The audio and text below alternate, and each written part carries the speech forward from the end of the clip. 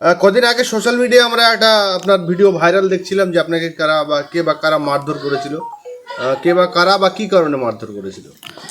মারধর করেছিল 1 তারিখে, আজকে 3 তারিখ, দুদিন আগে রবিবার সন্ধ্যা 8টার সময়। এর কারণ হচ্ছে আমি গত শনিবার একটা পোস্ট করেছিলাম ফেসবুকে, যে এই যে আবাস যোজনা ঘর এসছে, টাকা এসছে বাংলার বাড়ি। তো তাদের কাছ থেকে মানে তৃণমূলের মেম্বাররা রাজ্যের বিভিন্ন সমস্ত জায়গায়, তার সেই সূত্রে আমাদের মগরাহাট পশ্চিম বিধানসভা সহ সব জায়গায় সেখানে ফোন করে করে তাদেরকে কারো 10,000 টাকা, কারো 20,000 টাকা, কারো 15,000 টাকা এগুলো দাবি করছে মেম্বাররা। তো সেই মানে তারা অনেকে আমাকে ফোন করে এই অভিযোগগুলো জানায়। আমি বলি যে কেউ টাকা দেবে না, তো যা করা হয় করে নিক, এইভাবে তোমরা অন্যায়কে প্রশ্রয় দেবে না। তো এইটা ভিডিও করার পরে এবং গত রবিবার এই যে মেরেছে যেদিন রাত্রেবেলা, সেদিন বিকেলবেলা আমি একটা ভাঙাচোরা ঘর, মানে আজীবন দেখে আসছি সেই ঘরটা ভাঙাচোরা, গরিব, তারা কোনো রাজনৈতিক দলের সঙ্গে সম্পর্কিত নয়, মানে অসহায় মানুষ, তাদের কোনো দিনই ঘর সরকারি সুযোগ সুবিধা কিছু পায় না। সেই ভিডিওটা তার বাড়িতে গিয়ে আমি করি যে তোমার তো এই ঘরে তুমি প্রাপ্য অধিকার তোমার আছে, কিন্তু তোমার দেয়নি কেন? তোরা বললো আমার কোনো দিন দেয়নি। তো এই ভিডিওগুলো করার পরে তৃণমূলের নেতারা অঞ্চলে যারা আছে তারা খেপে গিয়ে আমাকে রবিবার রাত 8টার সময় আমার ব্যবসার জায়গা সংগ্রামপুর হাটে, সেখানে 20-25 জন মিলিয়ে আমাকে মারধর করে এবং তুলে নিয়ে গিয়ে মানে খুন করার জন্য তুলে নিয়ে যাওয়ার জন্য চেষ্টা করেছিল। তারপরে আমাদের গ্রামবাসী, পাড়াবাসী, মানে যারা মহল্লাবাসী, এলাকার সমস্ত মানুষ কঠোরভাবে প্রতিরোধ করে জানতে পেরে। তারপরে যে মানে স্বতঃস্ফূর্তভাবে একটা অবরোধ হয় রাস্তায়, মানুষ ক্ষোভ বিক্ষোভ দেখায়। ইতিমধ্যে রাত ঘণ্টাখানেক এমন চলার পরে রাত 9:30টার সময় পুলিশ র্যাব ট্যাব এসে যারা বিক্ষোভ দেখাচ্ছিল, গ্রামের সাধারণ মানুষ যারা আছে, গ্রামের মা বোনরা, তাদেরকে মানে নিষ্ঠুর নির্মমভাবে লাঠিচার্জ করে। পুরো অনেক দূর পর্যন্ত বাড়িতে ঢুকে লাঠিচার্জ করে।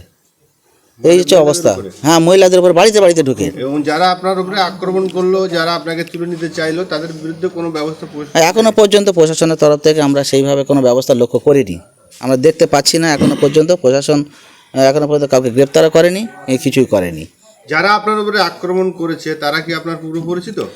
সব তো এলাকার লোক, তৃণমূলের মেম্বার, তৃণমূলের পঞ্চায়েতের বক্তব্য হচ্ছে কি আমরা কি তোলাবাজ, আমরা টাকা তুলে খাই? তা তোমরা টাকা তুলে যদি না খাও তাহলে লোকের কাছে টাকা চাইছো কেন? তোমরা লোকের কাছে টাকাটা চাইছো কেন? ব্যাপারটা হচ্ছে কি যে এই তো অনেক দিন থেকে যে জব কার্ডের টাকা বন্ধ, ঘরের টাকা বন্ধ, এই গত 2-2.5 বছর পঞ্চায়েত মেম্বার হয়ে আছে, কিছু তো পায়নি। হঠাৎ করে যে একটা বুথে 70-80 জনের ঘর ঢুকেছে, কারো 20,000 30,000 করে চাইছে, 10,000 টাকা করে, প্রায় 10 লাখ টাকা করে হিসেব করলে একটা বুথের মেম্বার সেই টাকাটা আত্মসাৎ করার। এইটা যখন আমি মানুষকে বোঝাচ্ছি, সচেতন করছি যে তোমরা দেবে না, মানুষকে সচেতন করছি যে দেবে না, এটা তোমাদের প্রাপ্য, তোমাদের অধিকার, এই টাকাটা, এটা তোমার কারোর প্রয়োজন নেই দেওয়ার, তখন তারা দেখছে যে শালা আমাদের তো মানে যে জন্য আমরা রাজনীতিতে এসেছি লুটেপুটে খাওয়ার জন্য, সেটাই তো আমি বন্ধ করে দেওয়ার চেষ্টা করছি। এই রাগে ক্ষোভে আমার ওপর হামলাটা করেছে। তা আমরা ইতিমধ্যে একটা ভিডিও দেখছিলাম যে তৃণমূলের যারা নেতা তারা বলছে ঘর দেবে, ঘরের টাকা কাউকে দেবে না, মাইকিং করে আমরা দেখছি। তো আমি সেটা বলেছি, সেই জন্য আমাকে মারছে। তাহলে তৃণমূল তো অনেক জায়গায় মাইকিং করছে, তাদের তো কিছু বলছে না। বিরোধীদের এখানে দাঁড়াতে দেবে না। মগরাহাট পশ্চিম বিধানসভা আইএসএফের যা পজিশন এখন হয়ে আছে, যদি সুস্থ স্বাভাবিক ভোট হয়, কিন্তু তৃণমূলের অবস্থা খারাপ আছে, ভোট মানে তারা হারবে। এই যে হতাশা, দিনের পর দিন সাধারণ মানুষ তাদের পাশে নেই, মানে মিটিং মিছিলে জোর জবরদস্তি টাকা দিয়ে, খাবার দিয়ে, বিরিয়ানি দিয়ে, মানে ওই ঘর দেবো, এই দেবো, তাই দেবো, এই সমস্ত প্রতিশ্রুতি দিয়ে তাদেরকে মিটিং মিছিলে নিয়ে যায়। তো এখন সেই মানুষও যাচ্ছে না আর, এ হতাশা। তারপরেও আইএসএফের ভাইজানের আদর্শে মানে উদ্বুদ্ধ হয়ে সাধারণ মানুষ আইএসএফের সঙ্গে জুটছে। জড়ার পরে আমরা যে কর্মসূচিগুলো নিচ্ছি সেখানে মানুষ জুটছে। সেই নেতৃত্বকে টার্গেট করে মগরাহাট পশ্চিম বিধানসভা বলো, এই কালিকাবাদ অঞ্চল বলো, এখানে নেতৃত্ব শূন্য করে একটা দেওয়ার চক্রান্ত করছিল।